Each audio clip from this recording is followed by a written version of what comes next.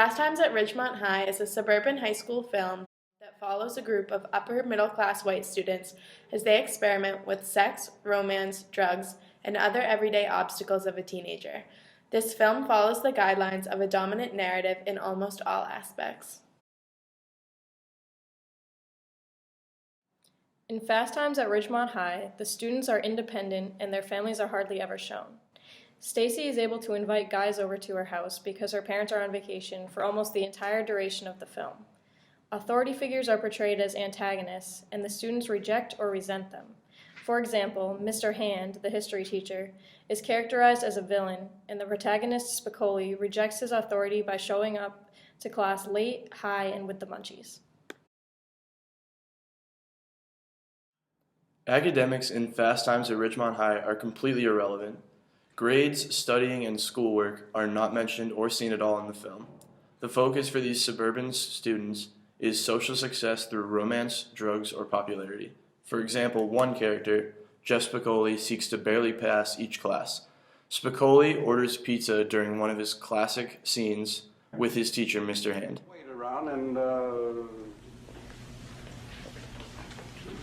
Who is it? Mr. Pizza Guy. Again? Mr. Pizza Guy, sir.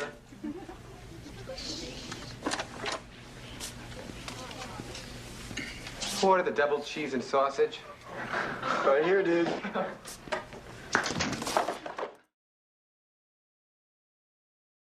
The movie displays sex and drug use as normal activities for students to partake in. In fact, weed and sexual curiosity are two of the main themes that consistently appear in the film. For example, Jeff Spicoli is shown as a typical slacker student who is normally stoned.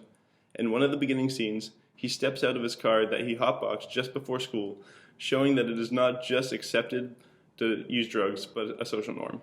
Stacy, another main character, is a 15-year-old high school student who is becoming very interested in sex. She continually goes to her friend, Linda, for advice about sex. They talk about it normally, not as if it were unacceptable, portraying sexual activity as a social norm as well.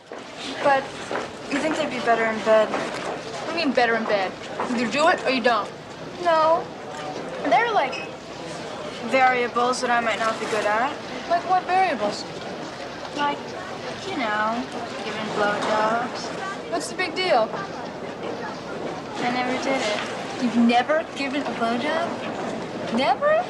Stace, there's nothing to it. It's so easy. All right, check it out. Here. Relax your throat muscles.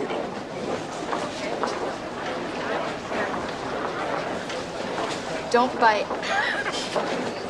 This movie is consistent in showing expressive individualism, which values nonconformity and rejects competitive individualism and social pressure to succeed. These students are just trying to find their place in high school.